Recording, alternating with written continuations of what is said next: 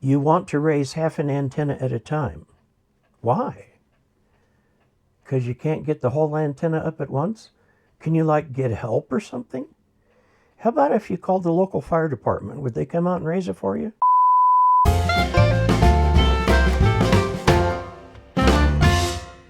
Hello, electronics enthusiasts and ham radio operators worldwide. I'm Dave Casler, amateur radio call sign KE0OG, and this is my Ask Dave YouTube channel. And you can send questions to this channel at askdave@arrl.org, and it will come straight to me. By the way, since it's an email, you can put attachments in it like pictures and so on. I'd love to get a picture of your shack so I can show it off on the Thursday evening live stream. So now, let's take a look at this question, which we received from Stephen Bartels, KK6ZJC. This is from that huge batch of emails from 2001 that got lost in the system that I just rediscovered this year, and I'm trying to work my way through it. Now, that means that Stephen's question has probably already been answered, but another people might have this same question. Because when you first start out in ham radio, you discovered that a lot of people like to make their own antennas.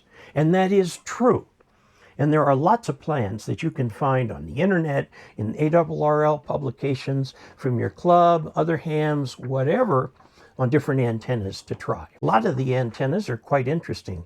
In fact, the ARRL just published this book just this year. It's called Walt's Portable Antenna Sketchbook.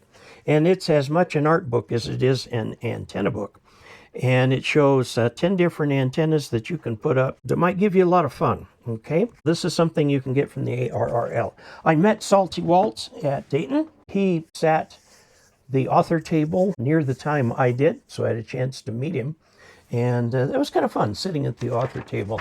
A 11-year-old boy came up and, doggone it, he wanted my autograph. So I was made sure he got one. He had gotten his technician and had used my videos to do it. By the way, I do have training videos for the ARRL Tech General and Extra Manuals, and they're not just one video per chapter. They're one video per section. So there's like 30 videos. On the technician, they're fairly short, 5 to 10 minutes. By the time you get into the extra, they have to get a little longer in order to cover all the material. So this is the question from Stephen. I'm trying to make a split dipole antenna on a 50-foot pole that I can raise and lower as I use it. The reason I am making it raise and lower is I can only have it up while I'm using the antenna. Okay, and I understand that, HOA or something. The reason for splitting is so I can raise and lower it. I have two questions. First, if I were to make each section individually raise and lower, will it still work as a dipole? The problem becomes the feed point. You've got two wires out there, move up half, move up the other, and I think you're trying to get around the guys on the pole by raising the thing up and down. Second, in order to feed each section individually for raising and lowering, can I attach the center of a piece of coax to each side and ground the shield, then feed to that actual feed line, or will that destroy the impedance? Let's take a look at what he's trying to do. It's got guy ropes out like this, and there's a pulley at the top. And then the antenna he wants to raise is this. Well, if he lowers the antenna, it's going to go down one of these sides here. Another thing that you can do, and this will work, is take the guys to the top of the pole, make these rope. There is UV resistant rope you can get from DX Engineering. Bring them up to the top. Here's the one on the background. The very top of the pole. Okay, then put your pulley a little bit down from the top of the pole, 6 inches or so. And then spread your antenna out here. Probably you're going to be wanting to do this as an inverted V.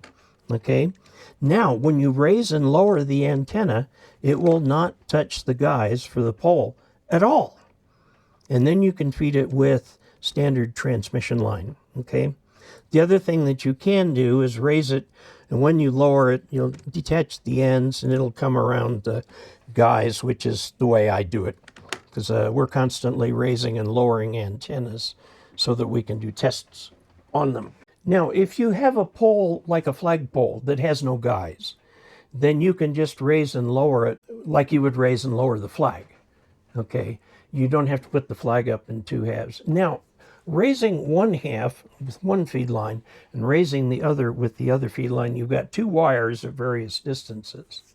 Now, the problem is that the wires are not at the same distance from each other all the way down.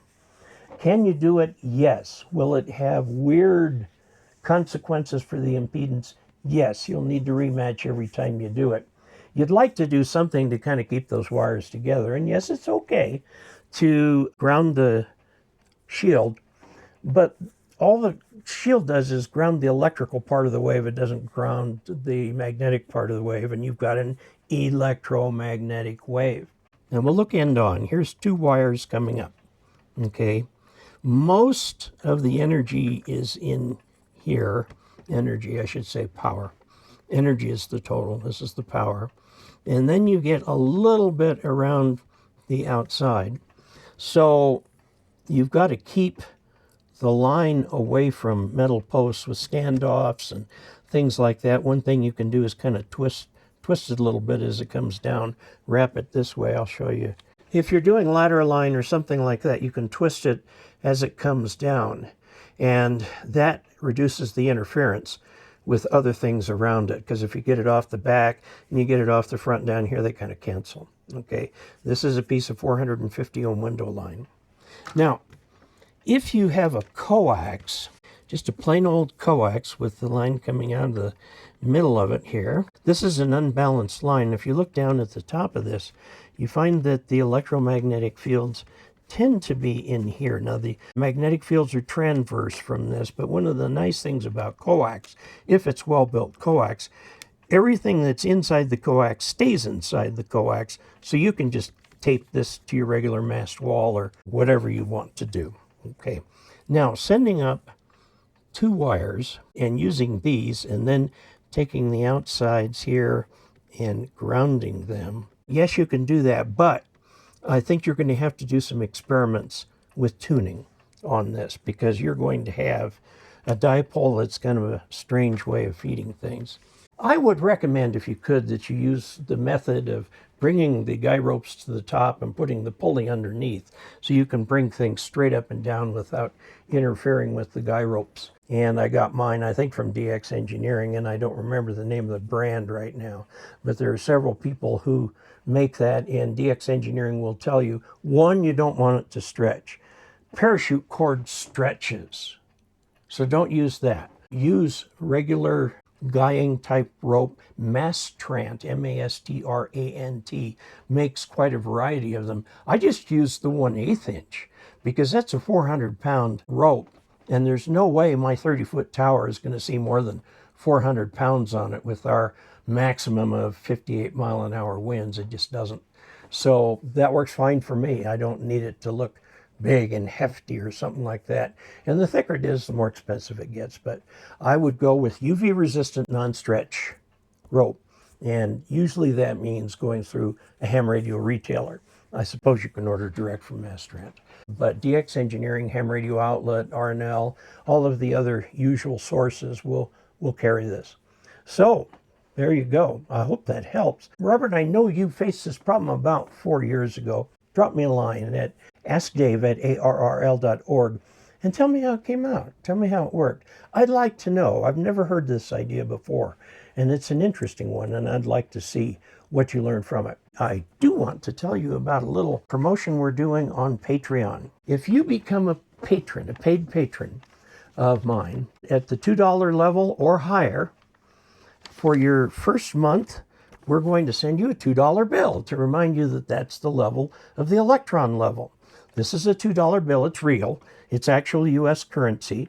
Very few people use it anymore because they've got a plethora of ones. The U.S. currency comes in 1, 2, 5, 10, 20, 50, and $100. The $1,000 and $5,000 bills are still legal tender, but they're not printed anymore, and they're mostly held by banks. It's just a bookkeeping methodology. So there you have it. Till we next meet, 73.